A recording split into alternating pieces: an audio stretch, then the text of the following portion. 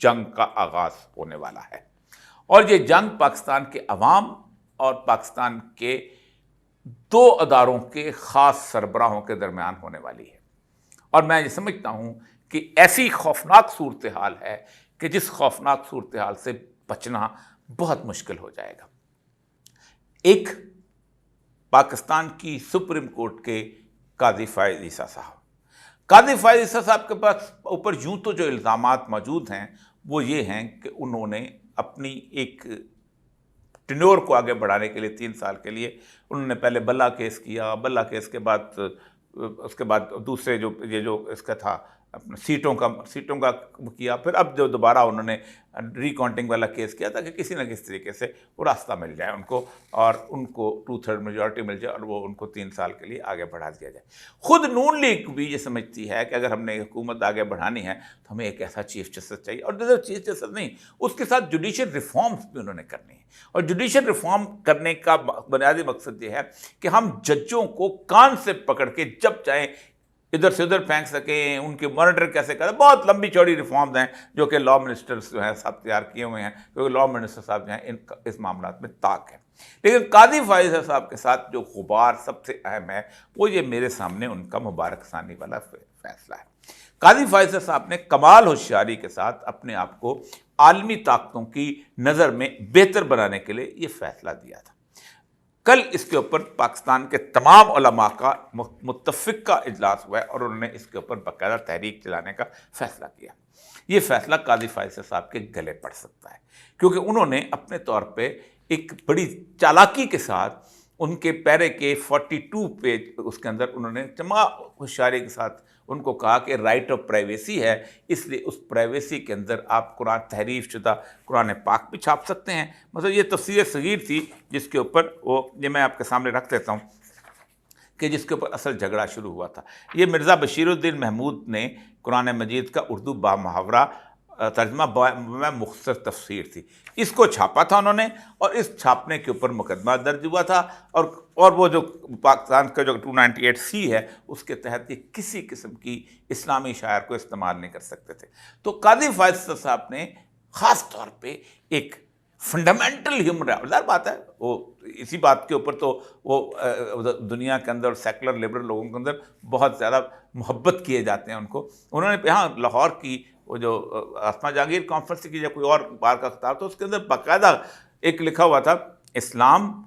آئین اور اس کے بعد پاکستان۔ تو انہوں نے کہا تھا نہیں، آئین پہلے ہے، اسلام بعد میں ہے، کیونکہ آئین بنیادی چیز ہے، اسلام بعد کی بات ہے، اسلام جو ہے آئین کا حصہ ہے۔ یہ ان کی نئی ایک منطق تھی کہ جو انہوں نے وہاں پہ، اور یہی منطق ان کی اس فیصلے کے اندر بھی نظر آتی ہے۔ تو یہ انہوں نے الاؤ کیا تھا، اس کے اوپر ایک تو مکمل تحریک جو ہے اس کے اندر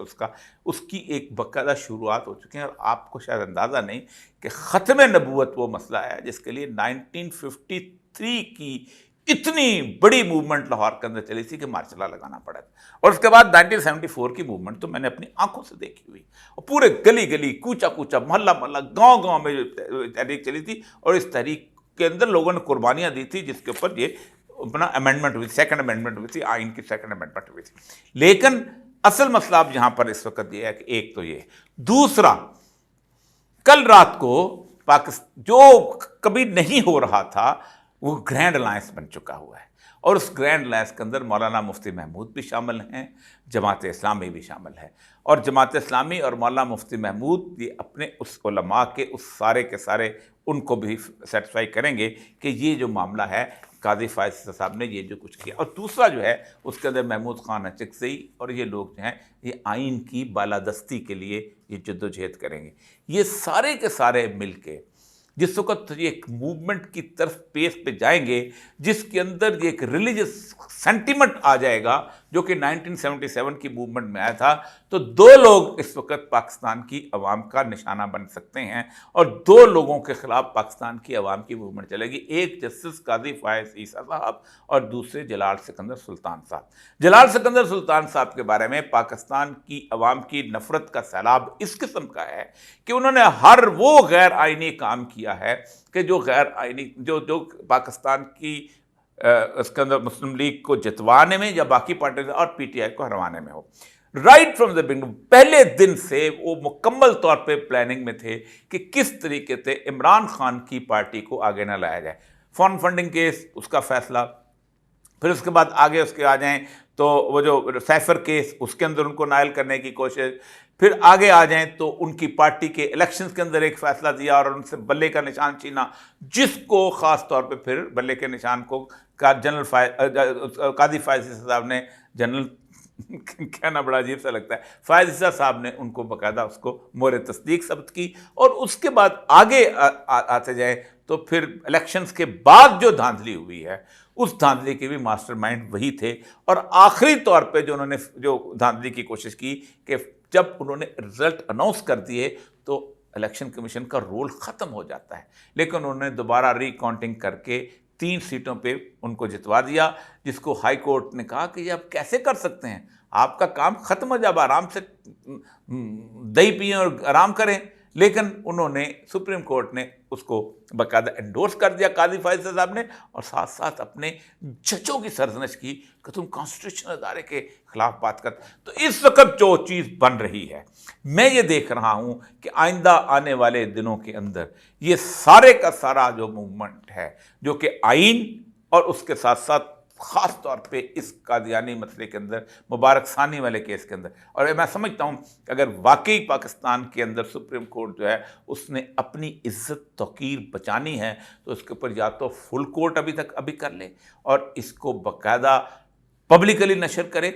और बताए कि क्या आर्गूमेंट हुए हैं, ताकि लोग सुने और उन आर्गूमेंट की बुनियाद पर फैसला करें। और अगर ये ऐसा नहीं कर सके तो इसके खिलाफ जो तूफ़ान उठ सकता है, जिसको आप उस अपोजिशन के पूरे तूफान के साथ मिला के देखें तो आप हैरान रह जाएंगे। 77 में इलेक्शन की मूवमेंट शुरू हुई थी कि इलेक्शन में धांधली हुई है, वो मूवमेंट ज़रा सी जब कामयाब हुई तो फिर निज़ाम मुस्तफ़ा के नाम पे मूवमेंट चल गई, और उस निज़ाम मुस्तफ़ा की मूवमेंट जो थी वो भुट्टो की हुकूमत को ले डूबी थी, और पाकिस्तान के अंदर कोई अदारा ऐसा नहीं था जो उसको कंट्रोल कर सके।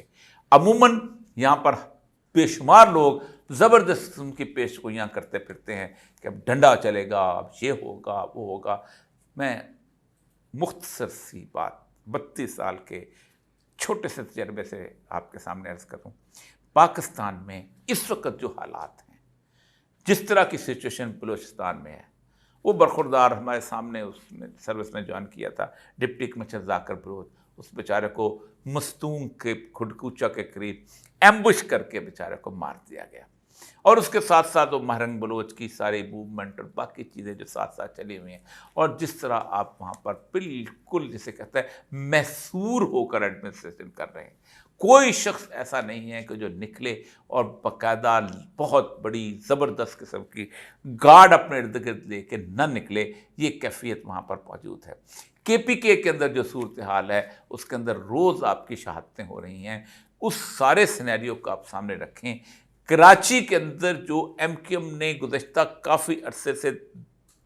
दबाव बर्दाश्त किया है, उनकी अपनी इन सारे मामलात के अंदर पाकिस्तान की पुलिस जो है, पाकिस्तान की पैरामिलिट्री फोर्सेस जो हैं, उनके अंदर ये कम से कम सख्त नहीं है कि एक बहुत बड़े पैमाने का एक्शन शुरू करते हैं। और अगर बड़े पैमाने का एक्शन जो है, अगर आप ये समझते हैं कि छोटे छोटे ये PTI के ये गिरफ्तार कर लिया, ये गिरफ्तार कर दिया, ये जब इस वक्त इकट्ठे मिलेंगे, ये जब इस सारे के सारे जो मुलमा का ये मामला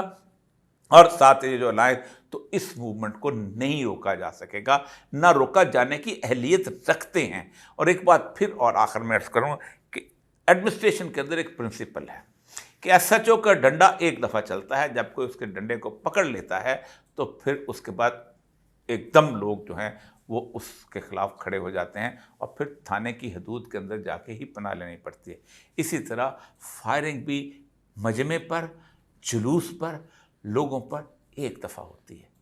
दूसरी दफ़ा गोली नहीं चलाई जा सकती।